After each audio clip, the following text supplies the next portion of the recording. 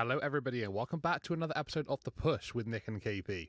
I'm KP and today here at The Push we're going to be going through an NXT recap from this past week's NXT. This sees last night's edition being the 16th of December, which comes straight after Saturday night's main event, which saw some of these talent on this show competing in that John Cena farewell show.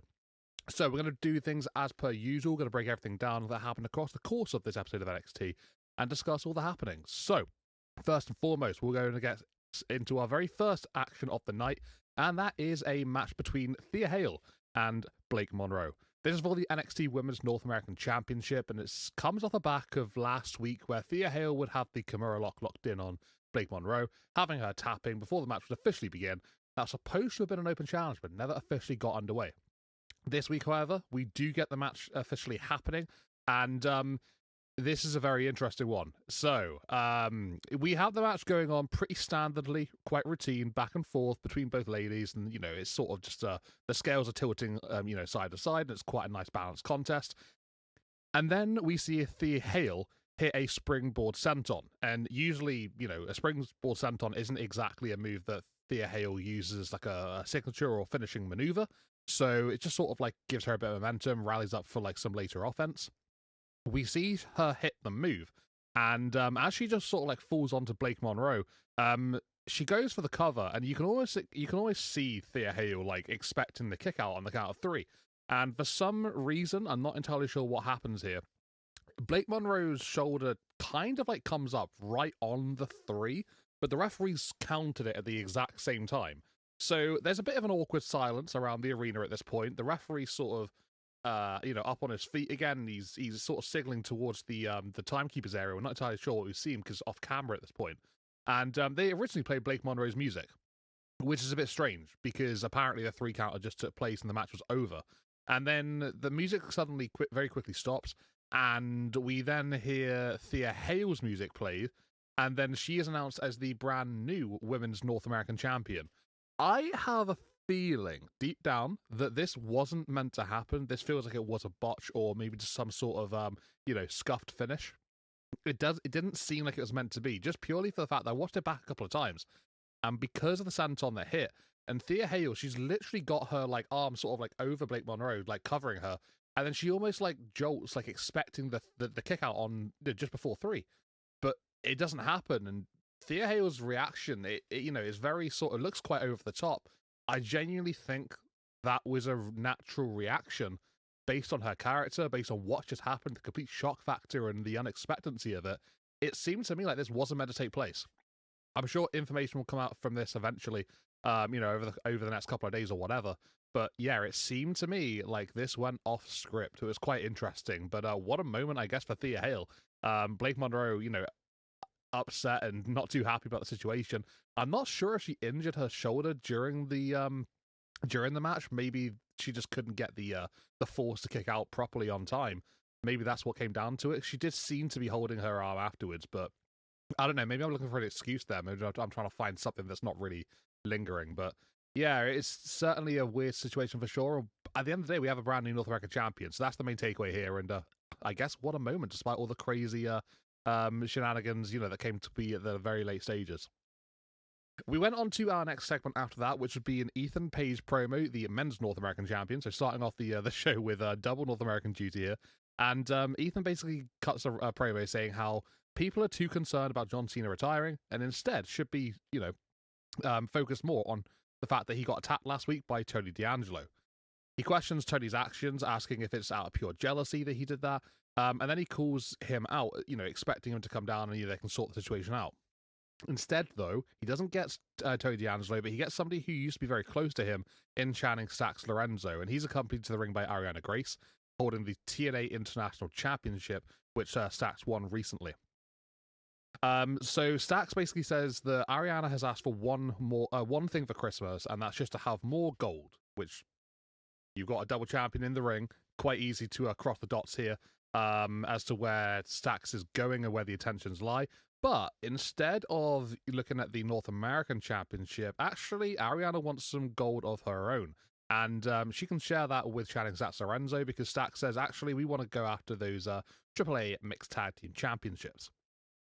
Once that's sort of laid out on the line, we then hear the music of Moose from TNA. And he comes into the ring saying how pissed the boys in TNA are that another NXT talent has a TNA championship. And, this happened very often over the last, year, a number of months or so. And, it's obviously starting to really sort of get to the locker room. But Moose sort of turned things around here by saying that, Stacks will be dealt with eventually, but instead, it's actually Stacks' lucky day because he, being Moose, is more focused on Ethan Page. Attention turned right back around to All Ego, and he said that he wants the North American Championship, and he wants to bring it back to TNA. Ethan Page says that Moose will need to speak to Ava before Moose says he's already done that, and that on December 30th at the NXT Award Show, he's going to be putting that title on the line against Moose. Ethan attempts to give Moose a right hand, but in fact, it gets countered, and eventually Moose sends Ethan Page to ringside to end the segment. So, yeah, we got some title ambitions there from Moose looking for the NXT North American Championship, and also Channing and Ariana maybe looking to grab those mixed tag team titles from AAA. So, yeah, Ethan Page, big target on his back. In fact, a couple of them with both those titles, naturally speaking. We went on to our next match after that, which would see a tag team contest between Hank and Tank, former tag team champions in NXT, taking on OTM. And this match was pretty good, to be fair. Really enjoyed the tag team contest. It was physical, it was fun, very back and forth. And yeah, just generally speaking, I thought both teams just really sort of elevated each other. It was a really entertaining contest. In the end, we see Tank hit a corner springboard, like a headbutt style maneuver, really. Sort of knocks Lucian Price into Hank, who's sort of like in sort of like a position with Nima at the time.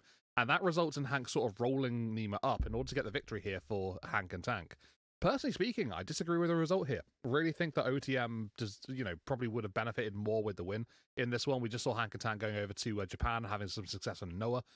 Coming on back, obviously they want to give them a win, and I can understand that. But on the other hand, I think that OTM, they've sort of been on the rise recently, and this sort of keils a bit of their momentum. So interesting to see if this really does affect them, quite a lot, or if they can sort of put this one behind them and quickly move on and keep on moving strong afterwards. But yeah, I really think this sort of does jeopardize them a little bit. So I hope it doesn't do that. But one of OTM's better performances, I think, personally speaking. This match was just a lot of fun.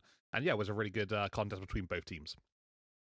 We move on to our second half of NXT after all the shenanigans so far in the show, and we would see the absolute Ricky Saints headed to the ring, and he would eventually turn up to the arena. I think early on at the start of the night, jevonevans was actually waiting on the outside of the arena in the parking lot.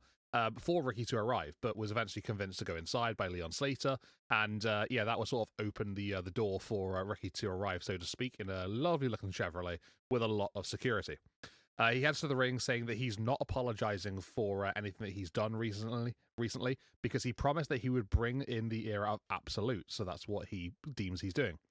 He says that he's realized that in order to get forward, he needs to be number one before looking back to people searching for the person to beat over Femi, who was actually him in the end. He says people would have rather had Jevonevans do that in the first place and take that title from Oba before saying that, he has to check Jevonevans once he has a chance to now. He says that Jevon jumped the line last week and that, he overstepped his mark and that he can't be doing that. Ricky says that he's no longer going to be stepped on and that, he's not going to get passed over anymore, saying that he'll stab others in the back if absolutely needed and necessary. He reminds everyone that Jevon hasn't won a title yet in NXT, yet Ricky Saints has won a couple so far. He goes on to then throw some shade towards the locker room, generally speaking, saying that the locker room is more focused on clout rather than actually, being a full-on superstar like he is, who stood in the ring right now. He questions whether anybody else would do what he's now willing to do to be on top, and then we see Jevonevans arrive. Jevon brings the fight to Ricky Saints in the ring. They have a bit of a brawl, and unfortunately for Jevon, it ends up with Ricky Saints launching Evans into the steel steps before then hitting a Rochambeau on Evans through the announce table at ringside. It was a pretty heated situation here between the two men. Definitely can see this one sort of spiraling, into the next few weeks. Big feud, I think, that we're sort of in right now. Towards the top of the NXT division. So yeah, excited to see where this one really leads. And so far it's got my interest for sure. Both men are absolutely going to kill it as far as I'm aware. And by the way, what a promo from Ricky Saints this was. If you If you guys want to go out and watch it, I really would recommend to. It was just class. I think probably one of his best bits of work since arriving in NXT. And just generally speaking, he had a lot of heat from the crowd. Was just doing a great job with it. Just so clear, concise with his promo. Everything just seemed to hit. We would then go into our next match of the night, which will see a women's tag team contest. The RenQCC taking on Fatal Influence. So this will be Kendall Gray and Ren Sinclair taking on Fallon Henley and Lainey Reed of Fatal Influence. We see JC Jane at ringside here, sort of on commentary with the guys. And it's quite the interesting dynamic. JC and Booker interactions are just always great, and especially with Vic Joseph as well, being sort of the man in the middle. It's always quite amusing.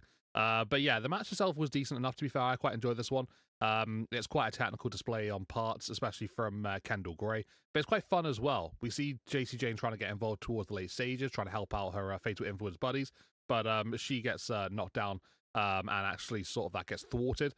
Kendall Gray then locks in the sort of like an armbar on Fallon Henley. And after not too much of a struggle, Fallon Henley does sort of get her grip sort of released from her hand, trying to sort of alleviate that pressure from the armbar. And then it's almost instantaneously afterwards, Kendall Gray manages to tap out Fallon in order to get the victory here by submission. So yeah, the number one contender for the Women's NXT Championship, she's absolutely killing it right now. She is in full momentum, in full swing, and she couldn't be any more of a threat to JC Jane right now, and I'm absolutely sure the Women's Champion knows that. We would then go into our main event of the evening, which is the number one contenders fatal four-way matchup to decide the number one contender for the NXT Championship. The winner of this one faces Obafemi and New Year's Evil, and this would see the likes of Leon Slater, Mars Bourne, Joe Hendry, and Dion Lennox all involved here. This was a really good match. What a main event this was. It was fun, it was energetic, high pace, there was so much going on. Just generally speaking, just everything that was it wrapped up and sort of part of this match. It just worked really well and just flowed together exceptionally. So yeah, for what it was worth, thought it was a cracking main event, and it definitely did a lot of good for a number of these guys in the ring, especially Leon Slater. He gets injured or like tweaks his knee sort of like midway through the matchup, and also a bit of an uphill battle and a struggle from there on. Some really nice later sequences in the contest, which sort of leads to the finish. We see Leon Slater hit a Swanton 450 onto Miles Bourne. This is after Joe Hendry and Dion Lennox have literally just started brawling on the outside of the ring, almost like heading up the ramp. I don't think we actually see them go backstage, but they were headed that way by the looks of things. And that allows Leon and Miles Bourne, who's just already eaten a couple of big moves prior to this, almost like a sit and duck. Leon capitalizes, 450 Swanton, and he is the number one contender to go up against Obafemi. So that is a match I'm quite excited for. We've seen Jevonevans against Obafemi. This is obviously quite similar, the sort of start between Leon and Jevon. So, I'm sure this is going to be guaranteed fun, entertainment for sure. And, it's a brand new matchup, which is always nice to see. Don't want to have the same people always involved in those title opportunities, but this is fresh, and I'm looking forward to it. It should be good. But yeah, in terms of this episode of NXT, thought it was pretty great, to be fair.